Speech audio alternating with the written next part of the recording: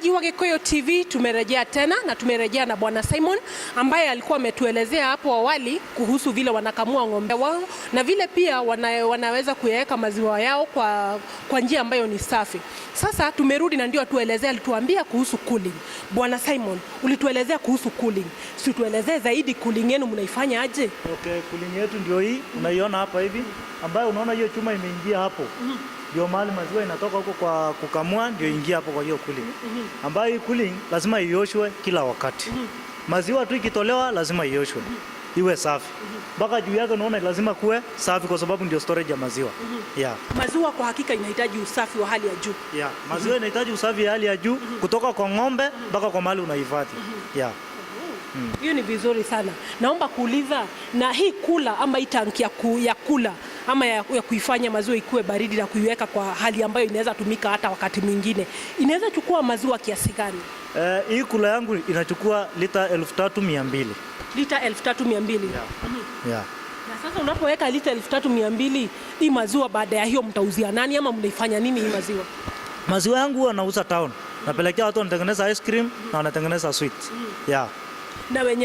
Na kuna wengine pia wananunua maziwa kutoka hapa ya kutumia kwa nyumbani. Yeah, kama majirani yetu wakikuja tunawahusia maziwa kwa sababu hatuwezi uza yote nje tuache majirani. Yeah.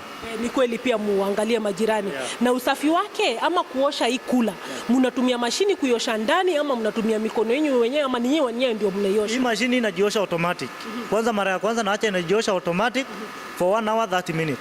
And then sasa ndio nirudishe mtu aangalie usafi yake ndani. Kama kuna mahali ataona kuna mess, yeye sasa arudie.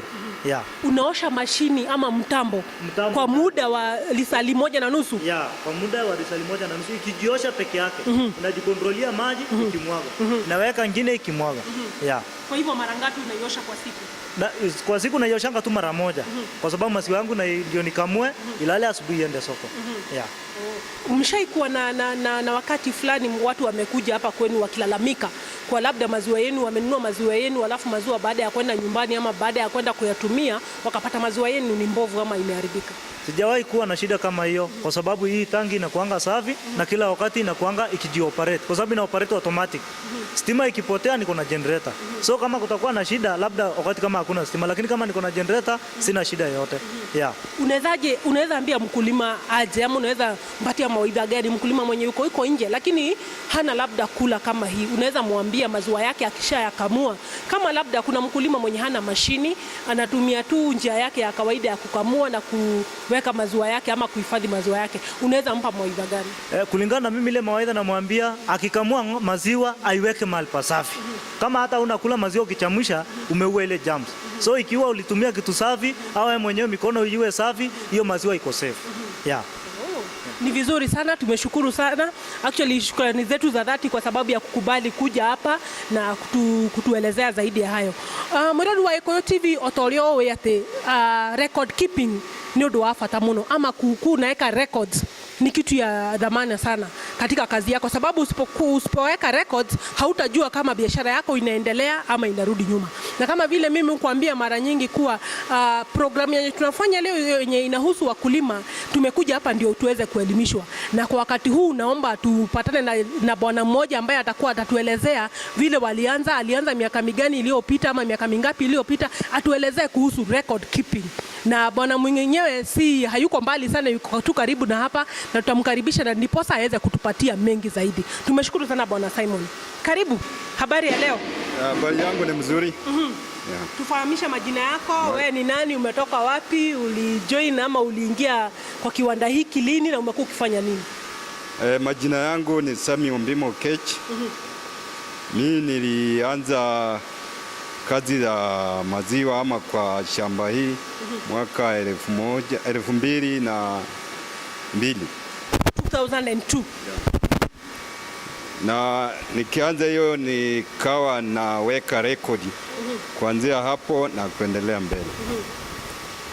Na rekodi ni kitu ya maana sana kwa sababu ukiwa na shamba kama hii inakuanga ni kazi nyingi sana kwa sababu zile ng'ombe ambao tuko nazo hapa ni ng'ombe zaidi ya 90. Na ng'ombe kama hiyo inahitaji kutumia chakula ambao tukikosa kuweka rekodi tunaweza kuta kama tunafanya kazi bure. Kwa hivyo niko na vitabu ya kuweka rekodi, na tunapopata chakula ya kufidi ng'ombe kutoka kwa factory ya Sigma Feeds, tunapata chakula kama High Dairy Cube. Hiyo ni chakula ya kukamua, wakati unapokamua unatumia hiyo. Na kuna chakula ya Range Cube, wakati ng'ombe ziko kwa shed zinatumia chakula hiyo, pamoja na hay, pamoja na Lucerne, pamoja na maize germ. Hiyo ni za kuongeza ng'ombe nguvu, ndio wakati inapoendelea kukua inakuwa na nguvu na tena inatoa maziwa kwa wingi.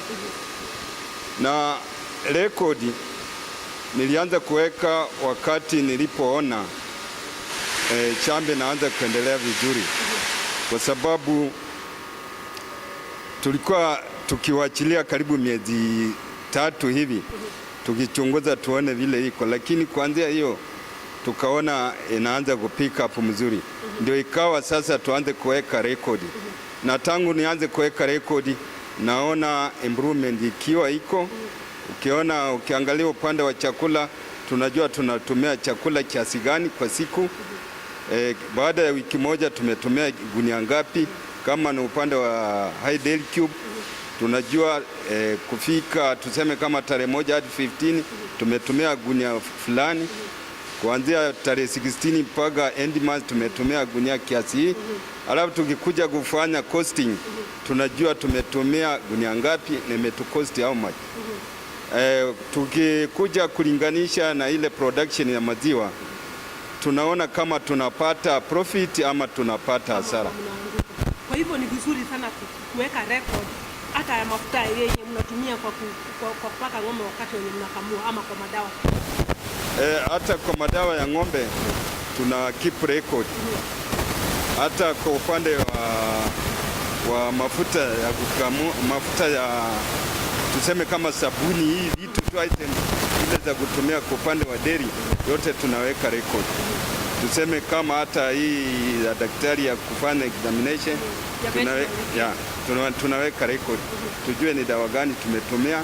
Ukiwa na magonjwa kama outbreak, tunajua tumetumia kiasi hii, tunajua tumenunua pesa kiasi hii, na mwezi tumetumia kiasi gani. Kwa hiyo natumai pia ni jambo la maana sana huku unaweka records, na ndiposa utakuwa unajua ama unaelewa wakati ni kama ni wakati upi ng'ombe wako wanatarajia kujifungua ama sio. Upande wa ng'ombe kujifungua pia tuko na record.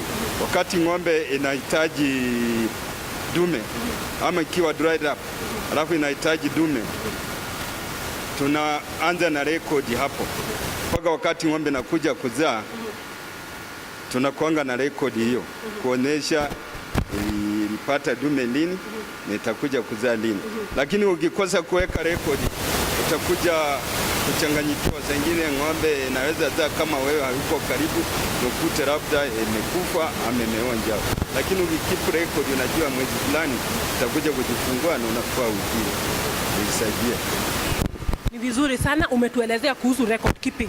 Nilikuwa na mkulima mwingine pia akanielezea hivyo, kaniambia ni muhimu sana kukuwa na records, sababu kama huna records utajua kupanga na utakuwa unajua kama unafanya kilimo biashara ama kilimo chako cha biashara kitakuwa kinafanya nini, kinaanguka. Kwa hivyo unaweza sisitizia mkulima aeke records na aeke records tena. Kwa upande wangu ningeweza kuwaeleza wakulima wenzangu, record ni kitu ya maana sana. Unapoanza kazi ya ukulima kama hii, uwe na record ndio ujue kama unapanda juu ama unarudi chini. Na tena ukiweka record, mtu hatatoka nje kuja kudanganye na mambo ya ukulima, sababu utakuwa unafuata hiyo record yako na unajua kile kinaendelea. Na sasa unaweza tuonyesha tu kidogo vile labda tulikuwa tunafunzwa shule kwa mtu alikuwa unafanya mpangilio fulani. Kuna vile unaweza tuonyesha tu mpangilio kidogo ya vile mnafanya? Mpangilio. Kuna breeding chart kama hii. Naona mwenzako ananipatia. Ama huo ni mpangilio tu? Tuko na hiyo breeding. tuko na hiyo breeding chart, tuko nayo hapa kwa ofisi. Wakati ng'ombe inapotaka dume, unaangalia kwa hiyo breeding chart. Alafu kisha angalia hapo, una indicate ni tarehe gani ambayo imemeti.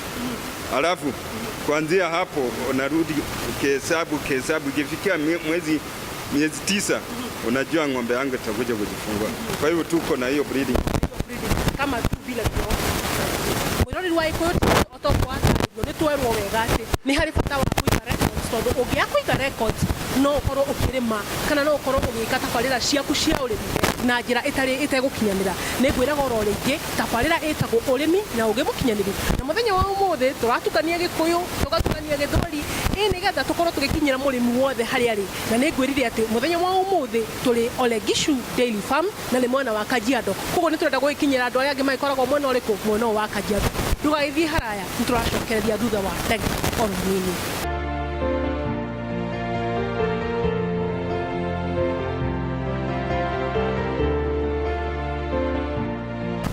Kawaida sio watu wengi huweka kumbukumbu ama rekodi za vile wanafanya mambo yao katika shamba ama katika ufugaji wao, na hapa tu ndipo mahali ambapo nimekuja kuona kuna breeding chart. Tulikuwa tumeelezewa hapo mwanzo na Bwana Sami kuwa wanakuanga na breeding chart, lakini pia tungetaka tuelezewe zaidi na mtaalamu mwingine ambaye ni Bwana Sami mwenye ametuleta kutoka pale kwa maziwa tulipokuwa tunakamua mpaka wakati huu. Bwana Sami, tuelezee breeding chart. Breeding chart ambayo inaonyesha siku yenye unapea ng'ombe yako mbegu mpaka wakati itakuja kuzaa. Ukiangalia hapa inaonyesha huyu ng'ombe anataka ndume. Nategemea ng'ombe yako wakati alizaa akiwa hali gani, kwa sababu kuna ng'ombe zingine zinazaa unakuta hajatoa ile kamba placenta, so inabidi hiyo ng'ombe unaacha iruke ndume, hata aruke mara ya pili, ikikuja ya tatu ndio upee ndume.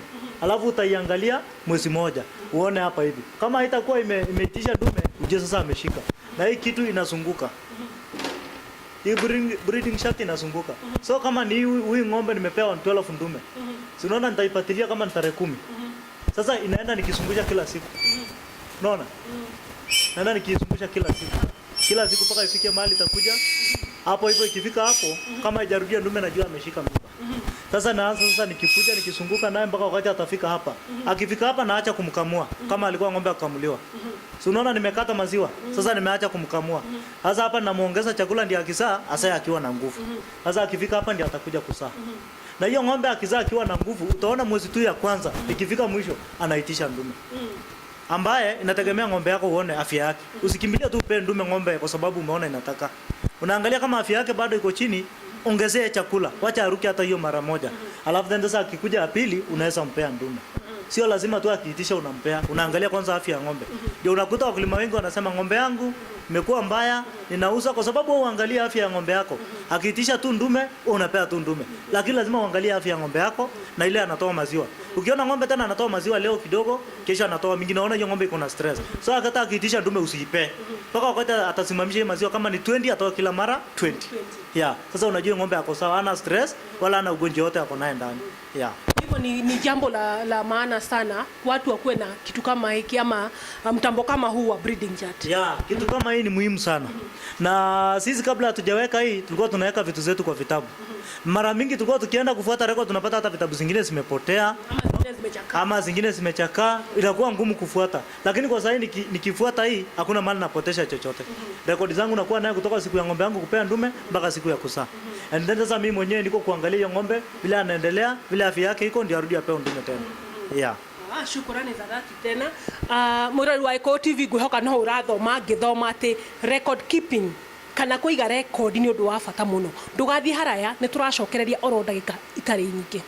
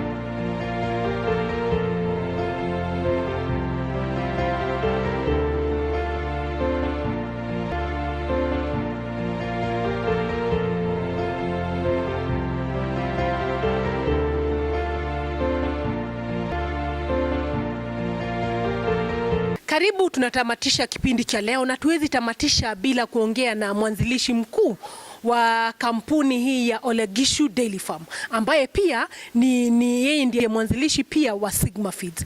Tungependa aweze kujitambulisha na atuelezee yeye ni nani, alianzisha vipi na kufikia hapa amepitaje na amefikiaje hapa. Habari na karibu kwa kipindi chetu cha leo.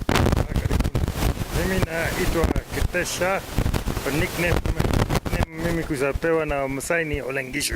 Ole Gishu. Ole Gishu ndio. Mbona wakupatie jina kama hilo? Hiyo sababu mimi nilikuwa mtu ya kwanza hapa Kajiado province ni naanzisha hii kazi ya gombe ya dairy. Ilianza tariki 2007, ilianza na gombe 3. Halafu baada yake sasa mimi kuna gombe 70. Sisi ilikuwa najua zamani watu walikuwa nasema hapa iko gumu weka gombe juu ya shida ya National Park na hiyo wanyama ya porini na isa ilikuwa na mkonjo. But sisi kusajua siri ya gombe wetu na sasa siku hizi sisi hata saa iko na gombe 70. Mimi nafikiria hiyo, mimi nataka weka dairy yangu nafika gombe 150. Na uko na ng'ombe wengi sana hapa, na kwa vile nimezunguka na nikizunguka nimeona kuna ng'ombe wengi na ng'ombe wenyewe wako na afya sana. Umewezaje kufikia kiwango hiki? Mimi mara ya kwanza ilikuwa nanunua gombe ile kwa market ya 20,000 na 30. Halafu mimi ilianza program ya breeding. Secret ya gombe ni breeding. Unakuwa na breeding mazuri. Sasa iko ile gombe kusaka zaidi ya maka 10. Sasa toto wake inapatia mimi kama lita 35, 30 na 40 liters. Yeah. Saa ile mimi ilianza ilikuwa natoa lita 6-7. The main thing ni breeding na namna gani unafanya management ya calf rearing. Hiyo ni muhimu sana. Halafu kitu kingine ile chumbi sisi natumia siku hizi, sisi hapa natumia chumbi ile inatoka hapa Kenya. Mimi ilikuwa naenda gambo, mimi niliona kampuni ya chumbi na mimi naagiza chumbi yangu kutoka Germany. Chumbi ndio chumbi tunakupatia mfugo wako. Chumbi ni kitu muhimu sana. Chumbi ile sisi napatanga toka gambo, sisi napatanga na vitamin na kila kitu. Sijui zamani mimi ilikuwa napata abortion na ilikuwa napatia gombe na piga artificial insemination mara 2, mara 3, mara 4 ilikuwa na shika baada hiyo. Sasa ile ilibadilisha chumbi na kila kitu. Sasa insemination moja mimi napatanga toto. Yeah. Tumeingia kwenye ng'ombe ndio waweza kukamuliwa, tukaona vile wanapewa chakula pia, na mfanyikazi mmoja wa hapa akatuelezea kuwa chakula chenye kimefanya wanyama mifugo wenu wawe hivi ni chakula cha Sigma. Ni kweli au?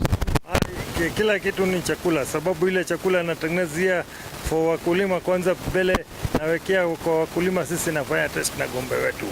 Sasa ile naona gombe wetu naona mzuri, kama kilo moja ya Hail Dairy Mill inatoanga lita 3. Yeah. Ambia mkulima atumie chakula cha Sigma na pia atumie chakula kipi hasa kutoka Sigma? Yeah, pande ya chakula hiyo kitu muhimu ni maneno ya Sigma, but another thing wanataka jua wakulima mingi kwa smart sana siku hizi wanafanya mixing. Na hiyo shida ya mixing inaleta shida ya quality ya maziwa. So main thing ile unataka quality ya maziwa na kwa endelea na program ile ya Sigma. Sasa hujafikia wakati huo wa kupoa ng'ombe wako lazima ukuwe umeanza na ndama ama mtama. Unafaa kupatia njao wako chakula vipi? Jao kwanza mimi na ile gombe inapatianga lita kama 30 kwa siku, mimi napatianga kama kilo 10 kwa ya chakula kwa siku. Pano inagawia mara 3. Sisi nakamua gombe mara 3 kwa siku kwa hapa. Yeah. So unataka rule of the thumb, 1 liter of feed is equal to 3 liter of milk. Ndio. Kwa hiyo ukianza kukuza ndama hizo ukianza kumpatia chakula atakapokuwa mzima anaweza kutoa maziwa mingi. Ndio. Kwanza wanajua dama inachukuanga inachukuanga kama maka 5 to 6 mpaka inakuwa gombe mzuri, sababu saa ile unaanza kamua dama, unaanza na gombe 10 au 12 au 15. Next lactation nafika 18, mara ya tatu utakwenda 22, mara by the time inakuwa lactation nafika kama 30. Na sisi ilikuwa nataka eleza wakulima, ile gombe yako ile wewe iko naye, hiyo tu chunga mzuri, na hiyo gombe itakuwa mzuri sana. Yeah. Ng'ombe wako wanatoa maziwa kiasi gani? Na apart from kuku unawapatia chakula cha kutoka kwa Sigma, unawapatia pia nyasi? Nimeona huko kuna nyasi. Kiwango gani cha maziwa ambacho wanatoa, na nyasi unawapatia kiwango gani? Kwa nyasi kwa siku kila gombe inakulanga kama kilo 12 to 15. Na pande ya chakula ilieleza ni kama lita chakula kilo moja natoanga lita 3. So unaweza fanya arithmetic yako, gombe yako unatoa maziwa gapi, unaweza calculate. Basi kwetu sisi nakamua mara 3. Pana wakulima mingi ninajua wanakamua mara 2. So average wanataka jua. Na sisi kuna shamba mingi, sisi napatianga chakula na hawa naona. Na kitu kingine ya secret ya chakula wetu, sisi hata naongea maneno ya butterfat. Chakula ngine mingi pande ya butterfat level ni chini sana. Okay. Tunakuja upande tunaona watu kwa barabara wanakusalimia, wanakuambia habari ya leo nini. Inaonekana unapatana sana na wakulima na hata wenyeji wa sisi ilikuwa deri ya kwanza hapa. Sasa sisi kuna watu zaidi ya 30 wanakamua, wanafunga gombe pande hii. Watu nafunga kwa gombe moja, na ngini maximum naweka gombe kama 5-10. Yeah. Wanafanya kazi hapa wakatengeneza maziwa, vile mnapata maziwa mingi, na apart from kukua mnakamua maziwa mingi, tena tumeona kuna breeding records zenye mnaweka, na ni kitu cha muhimu sana ambacho mimi sijaona mahali pengine isipokuwa hiyo ni very important, record keeping ya kila kitu. Sababu unataka jua gharama gani unapatanga, gharama ya chumbi, gharama ya artificial insemination, gharama ya abortion, gharama ya daktari, kila kitu. Saa ile naweka kila kitu, unaweza jua ile faida unapata au panapata. Sangini watu mingi nafanya telephone farming, hiyo panasaidianga. Na hii kazi ya funga ng'ombe na chain na kuwekea pande moja, hiyo ni baya sana. Hata duniani bado haona kitu kama hiyo. Kwa mimi nasikia watu wengine hapa Kenya anafanyanga namna hiyo.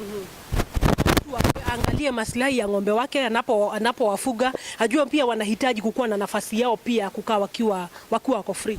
Lazima kwa ng'ombe lazima unapatia hawa exercise. Kama asubuhi saa ile kusakamua, wacha natembea kidogo kwa boma, wanapata joto kidogo. Hata ni kama binadamu, wanajua hawezi kaa kila siku unakaa kwa jumba na bila napata baridi. Lazima unataka sunshine. Namna gani utapata vitamin D? Hata it's very important, tengeneza maziwa, lazima ng'ombe napata vitamin D. Ndio. Kwa hivyo mtu akikuja hapa umetuambia panaitwa Ole Ngishu. Hapa ni Ole Ngishu Dairy. Toka Twala Town niko kilomita 5. Na sisi nafanyanga seminars, nafanyanga field days once a month, but lazima watu na register. Na hiyo seminar na kuanga on Saturdays starting at 10 o'clock mpaka 3 o'clock. Na charges yake ni shilingi 500 per person. So unataka kama group ya watu 50 itakuwa mzuri. But sisi hapa nataka lete watu 2-3 unakuja fundisha hawa. Sisi nataka unafanya kundi ya watu 50 people, unaweza kuja, unaweza andika kwa barua, au unaweza pigia simu, na alafu baada yake sisi naweza eleza tariki gani iko mzuri. Kama saa hii sisi iko tariki 20 mwezi hii, sisi kuna wakulima toka Kajiado County wanakuja somia hapa zaidi ya watu wakulima 150. Sababu Kajiado County sisi ilikuwa hakuna dairy, sisi na sasa nafikiria sisi kusaanza dairy dogo, na sasa sisi nataka fundisha watu juu ya maziwa. Na mtu akitoka huko upande wa nje akija hapa atapata maziwa kwa bei gani, ama mnauzia wenyeji hapa? Sisi hapa nauzia, sisi iko na contract na watu ya ice cream na watu ya tengeneza ice cream na watu natengeneza permende. Hiyo sweets. Kama ni ya Kenya sweet ile natengeneza high quality toffee, hiyo toffee inakuliwa huku Gambo. Wanapatianga sisi shilingi 55 per liter. Na wanajua juu ya butter fat content wanataka quality milk. Ndio. Na watu ile natengeneza ice cream sababu ice cream yao ni quality mzuri ya Dairyland au wanataka maziwa safi kabisa. Sababu hiyo mashini hiyo the way sisi natoa maziwa, hakuna maziwa nashikwa na mtu hata kidogo. Wote naingia kwa tanki, toka tanki naweka kwa hiyo gallon na alafu na diliwa kwa hawa. Sisi na diliwa kwa wiki kwa mara 3 kwa wiki. Kama lita 1500. Yeah. Kusema kweli hata mimi mwenyewe nimeonja hayo maziwa na nimesikia ni ya quality ya juu ama ni ya hali ya juu. Ukimalizia unaweza mpatia mkulima pande ule mwingine, unaweza mpatia mawaidha gani kuhusu ufugaji wa ng'ombe? Mawaidha, kazi ya ng'ombe kitu moja very important ni record keeping. Na alafu kitu kingine chunga maneno ya chumbi. Hiyo kitu bili is very very important. Make sure wanapata chumbi mzuri ile iko na dini kila kitu. Yeah. Okay. Tumeshukuru sana sababu umekubali kutupatia muda wako mwingi sana, sababu tangu tulikuja hapa tumekuwa umetuzungusha huku, umetuonyesha jinsi tunavyofaa kuwalinda ng'ombe wetu, kama ni mazingira yenye tunafaa kuweka ng'ombe wetu huko, na tumeshukuru. Parira nea na uguceretie gicigo gia Kajiado kuria tuoka kuretwo Ole Gishu Dairy Farm. Guku twakora kwina ng'ombe thaka na njeru, na twakorwo na munyaka munene muno gukorwo ni tuona munene kana mwene kambuni ino ya Ole Gishu, na nowe watwira nowe uko wambiriirie kiganda gia Sigma Feeds aria makoretwo mehotaneire thiini wa thoko. Tafarira yuma urimi na uge mukinyaniru iri gukinyagira oro muthenya wa cihanda thinacara nginya thaa 1 cia hwaini. Ni njitagwo Sarah wa Kimani, no ngikenda gutunyita thiini wa mitambo itu ya kiriu utwandikire Gikuyu Television kana utwandikire thiini wa Facebook page yakwa njitagwo Sarah wa Kimani. Ndakwendera hwaini mwega na Ngai njega.